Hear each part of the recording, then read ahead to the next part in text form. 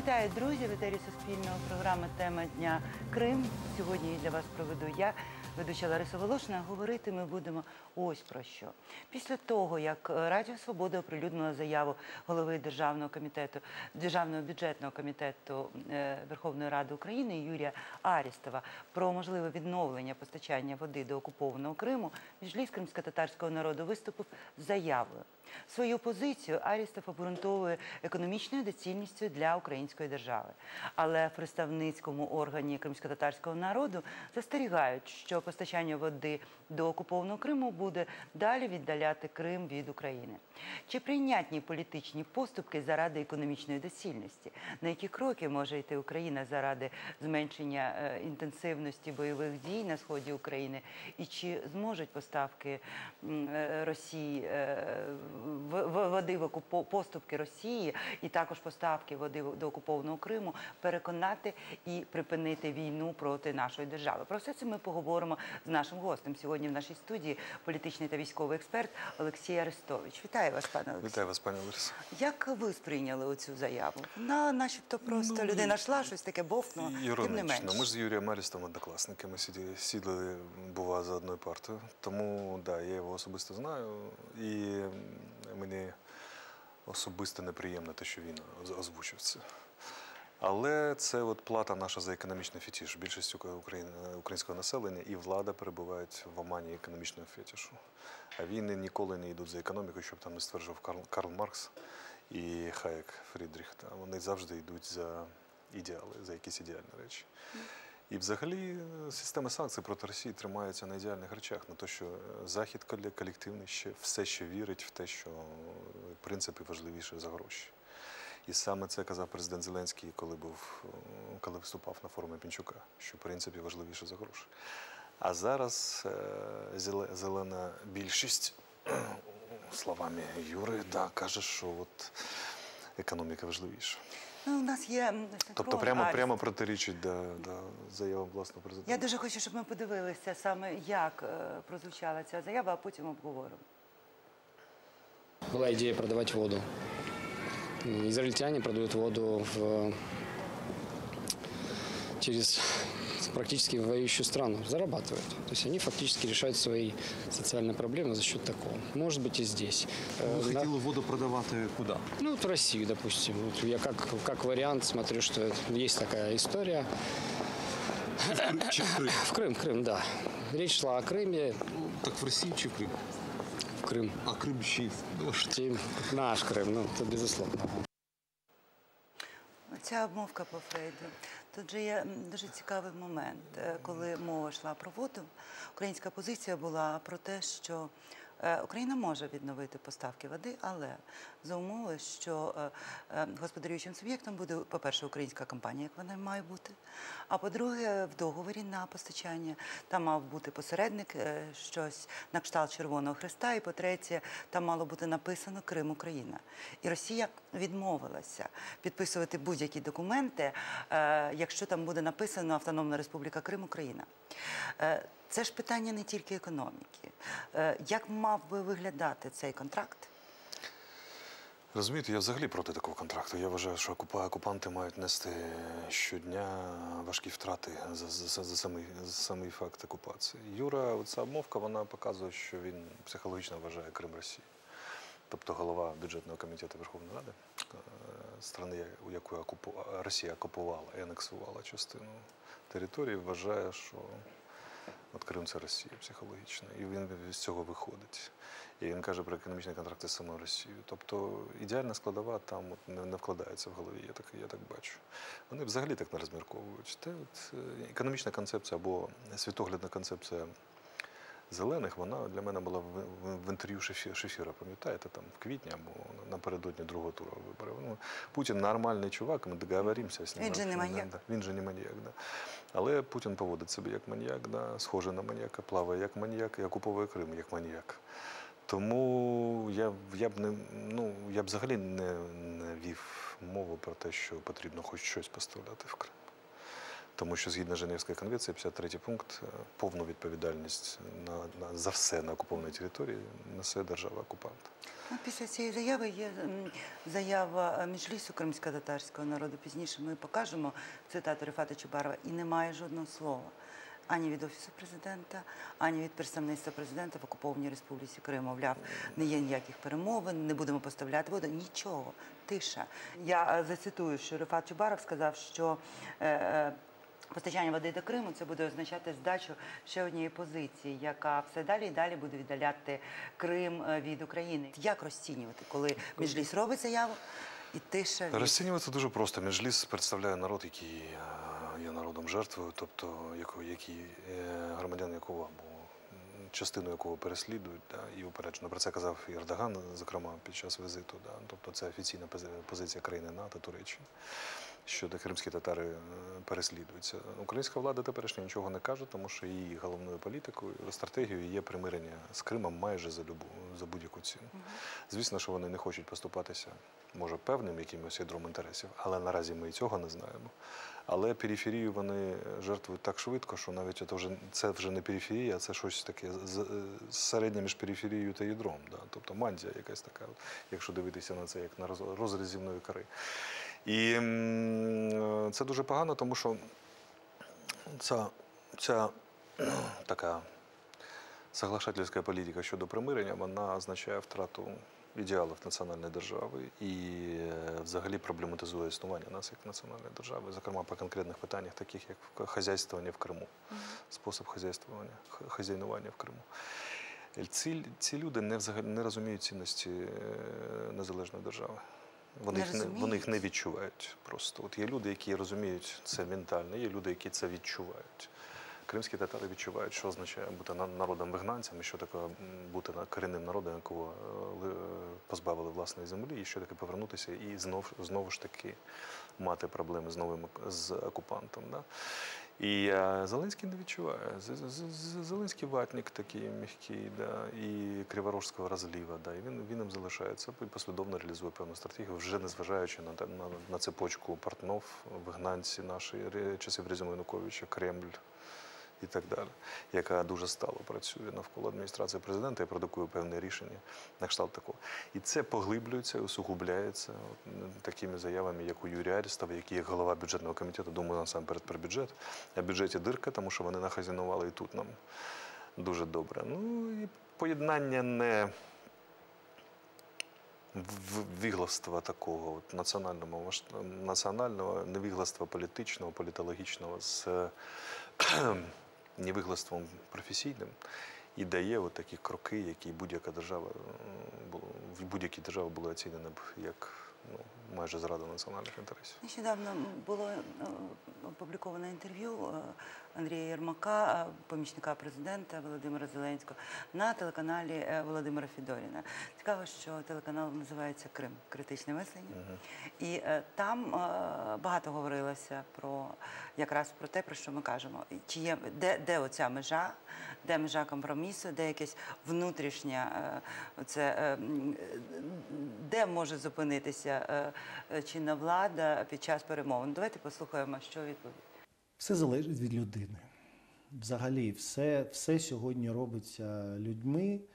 Сьогодні була можливість, президент зустрічався з багатьма світовими лідерами. Все залежить від того, що хоче людина, як людина до цього ставиться і так далі.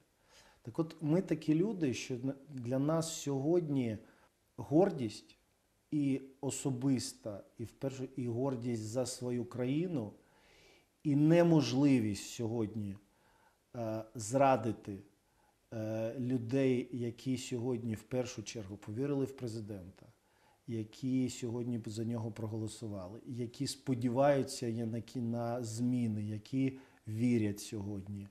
І навіть ті люди, які сьогодні критикують, але вони теж громадяни України, вони теж сьогодні прагнуть іншого життя, вони теж, я вважаю, за невеликим процентом людей, які на жаль, сьогодні заробляють з цієї війни або мають якісь інші інтереси, я вважаю, що більшість людей сьогодні адекватних, розумних, вони сьогодні також хочуть, щоб ця війна припинилася. Тому для нас, я навіть не розглядаю питання, що ми І ми дійсно навіть не обговорюємо цього, що є можливість, нехтуючи інтересами країни, там, досягати якихось результатів. Ми говоримо сьогодні тільки про те, щоб на умовах інтересів українських, інтересів наших людей, інтересів держави, але припинити війну. Ми бачимо, що ця людиноцентричність, це ж дуже показово. Це і про бюджет, мовляв, гроші людям. Те саме ми чули під час каденції Януковича, коли розповідали, що митний союз, зв'язки з Росією, це все заради людей, заради простих людей. Так само Я хочу спитати, що ми повертаємося до цього дискурсу? Ми набагато раніше повертаємося. Це дискурс 18-21 років, коли здана була Україна. 17-19, коли Україна була здана більшовикам. Там також заради людей директорія розпустила 2-мільйонну армію українську, з бойовим досвідом. Потім вона заради людей поступилася там, сям, так далі, так далі, так далі. І цей дискурс показує, і що погано, що доволі велика частина виборців або громадян підтримують цей дискурс. От вони хочуть бути тими самими людьми, заради яких поступляться. А це ж все, казати популізм вже популізм, але це такий популізм найгіршого розліву. Тому що держава не існує. Держава – це політичне об'єднання. Я вже не кажу про землю і кров, навіть модерне розуміння держави як політичне об'єднання, до якого люди вважають себе належними, вважають за необхідне за нього боротися, тому що цей образ життя дає їм певні переваги. І у цих переваг вони не можуть ні артикулювати, не захистити, зрештою, ні роз'яснити народові, ні самі собі. Це дискурс воспитателя дитячого садочку, заради людей все. І там якісь державні цінності прививають. І загравання з народом з найгіршими чертами колективного виборця. Тобто з його небажанням взагалі замислюватися щось вище за холодильник, скажімо так. Тобто мене завжди цікавить, які принципи людина вкладає в свою поведінку, в свої вибори. І які принципи вони вкладають, коли вони людиноцентричний дискурс ведуть. Вони кажуть, що люди головніше, ніж держава. Тобто військові вмирають за те, що моє життя не варте майбутнього наступних поколінь, держави і так далі. Тобто я готовий вмерти для того, щоб держава існувала. А вони прямо підточують те, що відбувається на фронті і взагалі в те, що відбувається. І коли вище військово-політичне керівництво країни проводить дискурс, який прямо протирічить і розмиває той дискурс, заради якого воюють Збройні Сили, це все завжди дуже погано закінчується. Тобто найбільшим деморалізатором Збройних Сил зараз виступає Офіс Президента. Останнє повідомлення – це судове розслідування щодо майору Збройних сил України Романа Ковальова. Службове ще. Службове. Йому об'явили догану за сувору догану за те, що він критикував у мережі Фейсбук президента Зеленського. І зробив це, до речі, це відбулося за наказом командуючого сухопутних військ. Я трохи знаю цю справу. Там питання в чому, що він, знаходячись в відпустці, написав цей пост в особистому щоденнику, яким є сторінка в Фейсбуці. Його, не повідомляючи про факт розслідування, навіть, наскільки я розумію, просто поставили перед фактом сурова догана і так далі. І він дуже обурився і почав, наскільки я зрозумів, шукати юридичних консультацій. А хтось з цих консультантів недобросовісно викинув це все в мережу, тому що він не планував викидати це в мережу. І розразився грандіозний скандал, скажімо так, тому що багато хто вирішив сварити на цьому кашу. Наскільки взагалі можливо такі догани? Розумієте, там деякі уми і язики кажуть, що в арміях НАТО набагато більш жорсткий контроль соціальних мереж. Це так. Але ж виконується не певний контроль, ми маємо виконувати національне законодавство. Українське національне законодавство, можливо, не досконале, але воно не забороняє нічого з цього приводу. Тобто військовослужбовець, як будь-який громадянин України, має повну свободу слова по будь-яких питаннях. І це на мій погляд, я не юрист, але на мій погляд, отакий здравий, да, це кричуще порушення свободи слова, тобто основних прав і свобод громадянина, гарантованих йому Конституцією. І задіяна в цьому вертикаль командування сухопутних військ, Генеральний штаб і Офіс президента. Є певні ознаки для цього. Тобто це наочний приклад політичної розправи над військовослужбовцем за його позицію. Який наслідок це буде мати для армії, для морального духу? Ну, це торжество Совка, тобто це армія КНДР, насправді, да. І щоб вони там нам не розказували про стандарти НАТО, це кричуще порушення. Ну, в армії є два шляхи. Західна армія зараз ставлять на лідерство і кажуть, що владою вирішувати, ну, це погано. Це річ, яка має бути залишена в 70-х роках минулого століття. Тобто зараз інша мотиваційна база для будь-яких військовослужбовців сучасна. У нас багато кажуть про лідерство, курси лідерства. А на ділі поступають як в армії КНДР, нагішим, тобто зламати. І це старший офіцер, це ж не просто так, це ж навіть не лейтенант, навіть не солдат. Да. Це старший офіцер, якого намагаються зламати через коліна. Зараз, наскільки мені відомо, не запропонували ні перемовин йому, ніяких там певних компромісів знайти. Продовжують ламати, давити всіми заступними засобами. Тобто йому телефонують, як він каже, телефонують його колишні товариші по службі, яких в 12-й ночі військове командування на рівні генералів підіймає з кроваті і каже, з ліжка, і кажуть, що давай компромат на Ковальова, давай нам негативні характеристики зараз будемо.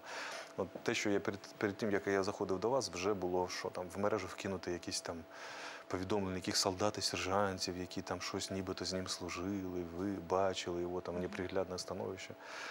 Класична розправа за радянськими зразками, тобто спотворити особисту біографію, там, спотворити ділову репутацію і так далі, за політичну заяву.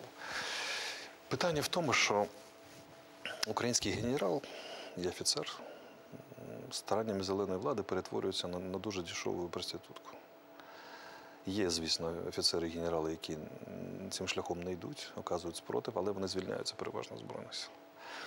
А решта заради посад, заради становища, заради там якихось певних призрачних привілегій і так далі, квартири, прочее, вони дуже...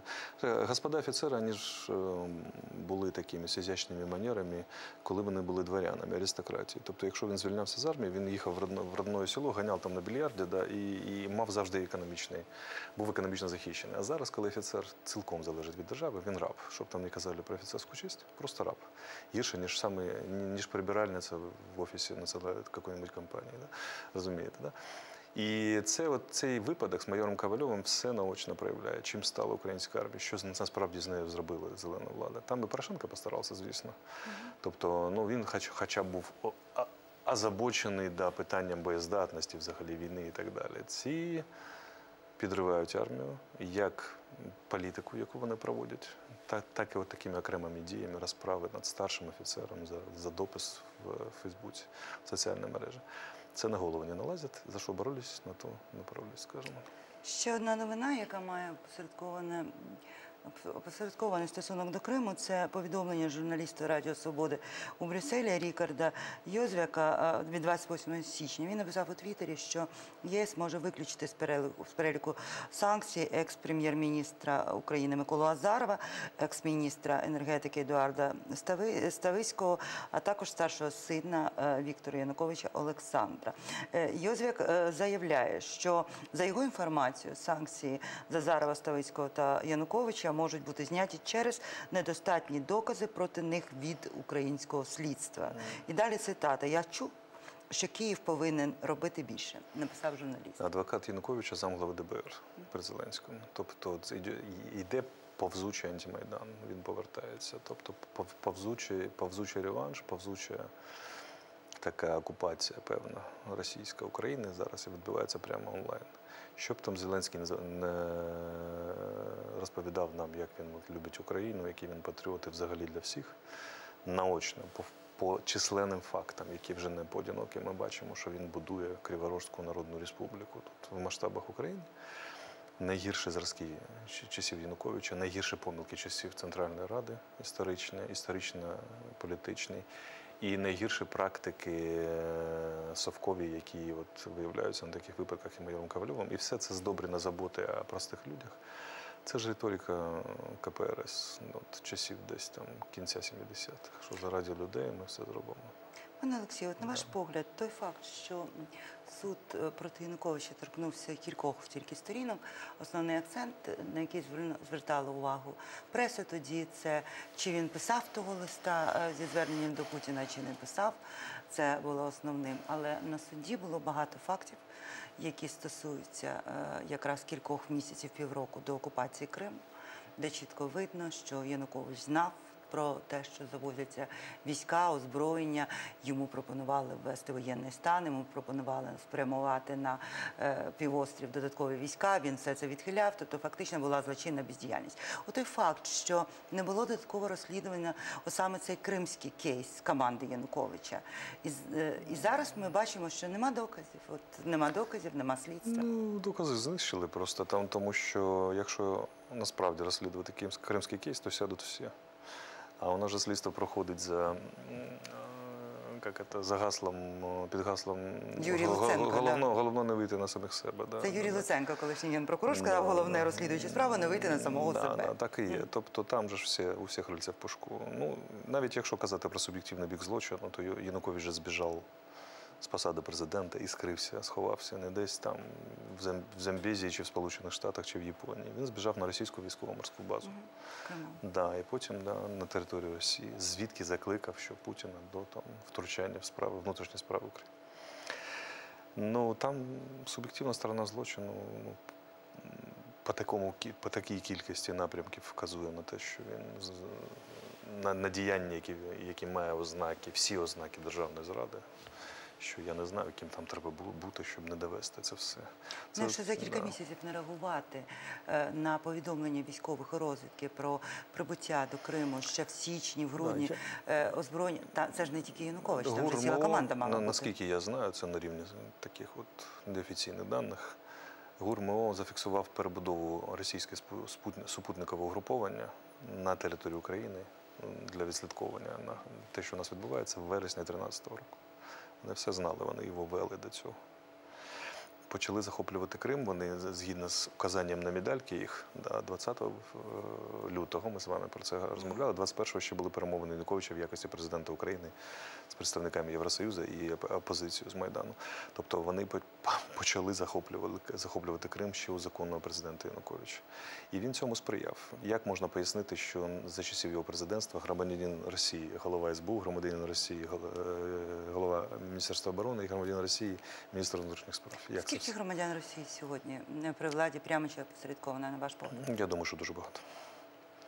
Дуже багато, це наочно видно. І розумієте, от спочатку, 9-й місяць, як Зеленський при владі, спочатку нам казали, деяким спостерігачам, уміреним, здавалося, що він використовував Портнова і всю цю камарилью проросійську для того, щоб переслідувати Порошенка і розгромити волонтерське ветеранське співтовариство, яке проактивну українську позицію займає, щоб не заважали просто. А зараз ми бачимо, що це все пішло набагато далі.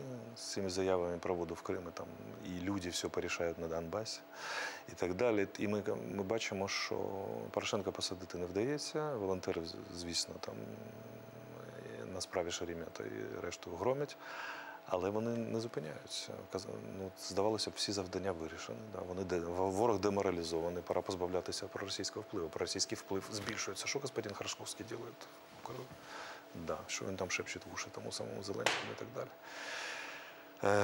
Ну, багато питань, скажімо так. І недаром ця заява, яка була в більшості суспільних діячів і політичних була оприлюднена, що просимо прояснити, наприклад, підробиці візиту в Оман. В Оман. Згідно опитувань, українці не хочуть знати про Оман. Які засади, основні засади політики і так далі. Ну, зараз останнє опитування, там зросла кількість занепокоєних, розчарованих і в гніві знаходящихся українців. Але є сакральний пул людей, які підтримують. От в цьому сакральному пулу, будь за будь-яку ціну, в цьому сакральному пулу будуть вдувати в уші, що все заради них, заради людей. А якщо подивитися на 8 місяців перебування Зеленського при владі, що ми бачимо? Феноменологічно, що ми бачимо? Я бачу, от, як пересічний громадянин, я можу так зробити з себе пересічного громадянина, подивитися, от, як посполітий, як я бачу, що робить Зеленський, його команда, Зелені взагалі. Я бачу лише обмеження.